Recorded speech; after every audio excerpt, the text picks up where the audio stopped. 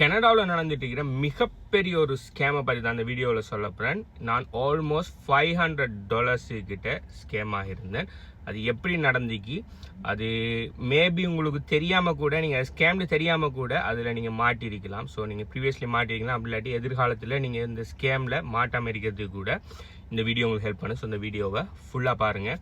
அது என்ன ஸ்கேம், அது எப்படி எனக்கு நடந்துச்சு, அதிலேருந்து இது மாதிரியான ஸ்கேம்லேருந்து எப்படி ப்ரிவென்ட் பண்ணி, எப்படி இது ப்ரிவென்ஷன் மெத்தட்கள் எல்லாத்தையுமே இந்த வீடியோவில் நான் சொல்ல போகிறேன். ஓகே, அதுக்கு முதல் ஒரு சிப் ஒன்று எடுப்போம். ஓகே ஓகே இது எப்போ நடந்துக்குன்னு சொன்னால் லைக் 1 or 2 months முதல் நடந்துக்கு. வீடியோ செய்யணும்னு நினச்சி மறந்துட்டேன். ஸோ உங்களுக்கு தெரியும், நீங்கள் டொரண்டோ ஜிடி ஏரியாவில் இருக்கிற ஒரு ஆள் இருப்பீங்கன்னு சொன்னால் டிவிபிங்கிற ஹைவே தெரியும் உங்களுக்கு. அதாவது 404 சவுத் பார்ட் டொரண்டோக்கு, அதாவது டவுன் டவுனுக்கு போகிற அந்த இது டிவிபின்னு சொல்லுவாங்க, டோன் வேலி பார்க்வேன்னு சொல்லி. அது 404 பார்ட் தான் அது. ஸோ ஒரு நாள் நான் டவுன் டவுனில் இருந்து டிவிபியில் மேலே நார்த் நோக்கி போயிட்டு இருந்தேன். அதில் டான் வேலி எக்ஸிட் இருக்குது. ஓகே சாரி, டான் வேலி எக்ஸிட்டில் டான் மில்ஸ் எக்ஸிட் இருக்குது. அந்த எக்ஸிட்டில் நான் எக்ஸிட் ஆகி வெளியில் வரக்குள்ள பார்த்தீங்கன்னு சொன்னால் ரோட்ரு சைடில் ஒரு ஒயிட் கலர் ட்ரக் கொண்டு நிற்கிது. அந்த ட்ரக்குக்கு பக்கத்தில் ஒரு ஆள் நின்று வாகனத்துக்கு கையை போடுறாரு, என் வாகனத்துக்கு கையை போட்டார். நான் நார்மலாக அந்த ஹைவே பார்த்தீங்கன்னு சொன்னால் 90 km போவேன். ஸோ எக்ஸிட் எடுக்கக்குள்ளே எப்படி நம்ம 40-50 அந்த ரேஞ்சில் தான் வருவோம். ஸோ ஒரு ஆள் கையை போடுறாரு, வாகனம் நிற்கிது. ஸோ சம்திங் ராங்னு சொல்லிட்டு ஹெல்ப் பண்ணுவோம்னு சொல்லிட்டு நான் அவரோட வாகனத்தை தாண்டி ரோடில் சைட் ஆகினேன். அதாவது அந்த ஷோல்டரில் சைட் ஆகினேன் காரை. சைட் பண்ணிவிட்டு என் ரைட் சைட் மிரரை நான் இப்படி தான் வந்துட்டு இருந்தேன். அவர் இந்த சைடில் தான் நின்றார். ரைட் சைட் மிரர் நான் காரை அன்லாக் பண்ணேன். ரைட் சைட் மிரரை பணிச்சேன். கிட்ட வந்தார். ஒரு ஒயிட் ஒரு ஆள் தான், ஒரு வெள்ளைக்கார ஒரு ஆள் தான். ஓகே, மெல்லிய ஒரு ஆள், யங்கான ஒரு ஆள் தான். எப்படியும் அவனுக்கு ஒரு 30 to 40 வயசுக்குள்ள தான் இருக்கும். வந்தா ஏதோ டிஷர்ட்டும் ஒரு நார்மலாக ஷார்ட்ஸும் தான் போட்டிருக்கிறான். ஆனால் இது அம்மன் பட வில்லன் மாதிரி ஃபுல்லாக கழுத்து நிறைய ஒரு 7-8 தங்க மாலை தொங்குது. அடுத்தது கை ஃபுல்லாக பெரிய பெரிய கோல்டு மோதிரம் இருக்குது. கையிலையும் நிறைய தங்க பிரேஸ்லெட் போட்டு ஏதோ ஒரு தங்க பொம்மை ஒன்று சோடிச்ச மாதிரி வாரான். ஓகே, வந்து ஹே bro how you what happen, இப்படி தான் இங்கிலீஷில் சொல்கிறான். இப்படி தான் நான் யூஎஸ், ஓகே நான் யூஎஸ் கனடாவை நான் சும்மா சுற்றி பார்க்குறதுக்காக வந்தேன். நான் வந்த இடத்துல எந்த காருக்கு இது முடிஞ்சு, அதாவது அவன் ட்ரக்குக்கு டீசல் முடிஞ்சு. ஸோ கேஸ் போடணும், டீசல் பெட்ரோல் கதைக்கிறால கேஸ்ன்னு சொல்லுவாங்க. ஓகே, எனக்கு கேஸ் தீர்ந்துருச்சு. கேஸுக்கு எனக்கு ஹெல்ப் பண்ணுவியான்னு கேட்டேன். அப்போ நான் என்ன மாதிரியான ஹெல்ப்னு கேட்கையும் சொன்னால், எனக்கு $500 ஒன்று தாரியா கேஸுக்கு போடுறதுக்குன்னு கேட்டான். நான் சொன்னேன், நார்மலாக கனடாவில் நான் இது கேஷ் கேரி பண்ணுறலையா, நான் இங்கே எல்லா இடத்தையுமே Apple Pay Google Pay something அவைலபிளாக இருக்கிறதால எல்லா கார்டுமே ஆப்பிள் பேயில் தான் இருக்கும். எல்லாமே டெப் டு பேயில் தான் பேமெண்ட் பண்ணுவான். இல்லை டெபிட் கார்டு, கிரெடிட் கார்டு எல்லாமே அதில் வச்சிருக்கிறதால கேஷ் நார்மலாக நான் பாவிக்கிறேன்ல. அடுத்தது எனக்கு வாரம் மணி பேங்க்குக்கு வரதால அதை போய் ஏடிஎம்ல போய் விட்ரோலாம் நான் பண்ணி நிற்கிறேன். அப்போ என்கிட்ட கேஷ் நான் கேரி பண்ண மாட்டேன்.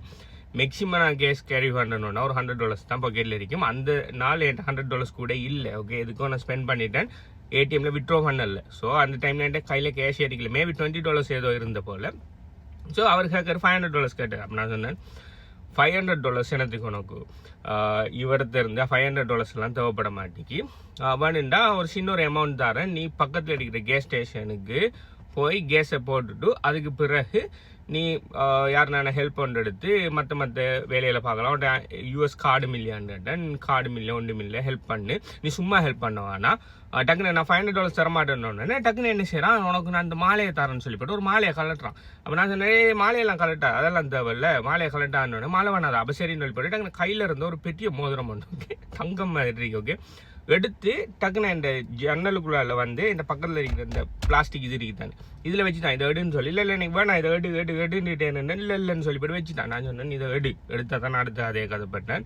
சரின்னு சொல்லிவிட்டு கையில் எடுத்துட்டான். இதை எக்ஸப்ட் பண்ணி இது இந்த கிஃப்ட், இது நான் பெரிய பணக்காரன் யூஎஸில், ப்ளீஸ் இதை எடுன்னு சொல்லக்குள்ளே எனக்கு சின்ன ஒரு டவுட் ஒன்று வந்துட்டான்ல. நான் சொன்னேன், நான் கேஷ் எல்லாம் கேரி பண்ணுறல, என் கையில் காசு இப்போதைக்கு $20 தான் இருக்குது. ஆனால் நான் $20 தரத்தை விட நான் உனக்கு ஹெல்ப் பண்ணுறேன் அப்படின்னு சொன்னால் நீ அதிகமாக கேட்டால் நீ 911 கால் எடுத்து அவங்க ஹெல்ப் பண்ணுவாங்களே எங்கேயும். என் ஃபோன் இதாகிட்டு டெட் ஆகிட்டு என் ஃபோனும் இல்லைன்னு சொன்னான். அப்போ நான் சொன்னேன் ஓகே அப்போ நான் உனக்கு 911க்கு கால் எடுத்து தாரேன், அவங்க வந்து உனக்கு ஏதாவது ஹெல்ப் பண்ணுவாங்க, நீ ஒன்றும் பயப்பட தேவையில்ல, காசுலாம் கேட்க தேவையில்லன்ட்டு 911 மென்ஷன் பண்ணின அடுத்த செகண்ட் ஓகே ப்ரோ தேங்க்யூ சொல்லி போட்டு டக்குன்னு ஆள் போயிட்டு 911 மென்ஷன் பண்ணோடனே தேங்க்யூ நோட்டு போயிட்டு ஓகே சொல்லி போட்டு நான் அப்படியே கார் எடுத்துக்கிட்டு வரக்குள்ள எனக்கு ஒன்று மேபி ஈவன் ஸ்கேமரா இருக்கலாம், அப்படி உண்மையிலே ஹெல்ப் தேவைப்படுறவனா கூட இருக்கலாம்னு சொல்லிட்டு நான் எக்ஸிட்டில் வெளியாகிட்டு சைட் பண்ணிவிட்டு 911 கால் எடுத்து இப்படி தான் ஒரு இன்ஃபர்மேஷன் ஒன்று தரணும். இந்த எக்ஸிட்டில் டிவிபிஎன் டான் மில்ஸ் எக்ஸிட்டில் ஒரு ட்ரக் ஒன்று நின்று அவர் என்ன ஸ்டாப் பண்ணினார், இப்படி தான் விஷயமெல்லாம் நடந்துக்கு, மேபி அவர் ஹெல்ப் தேவைப்படலாம், நீங்கள் யாருன்னா அனுப்பி ஹெல்ப் பண்ணுறீங்களான்னு கேட்ட உடனே சொன்னாங்க 90% சான்ஸ் இது ஸ்கேம் தான். ஏன்னா இதே மாதிரி கால்ஸ் எங்களுக்கு நிறைய வந்துட்டு இருக்குது.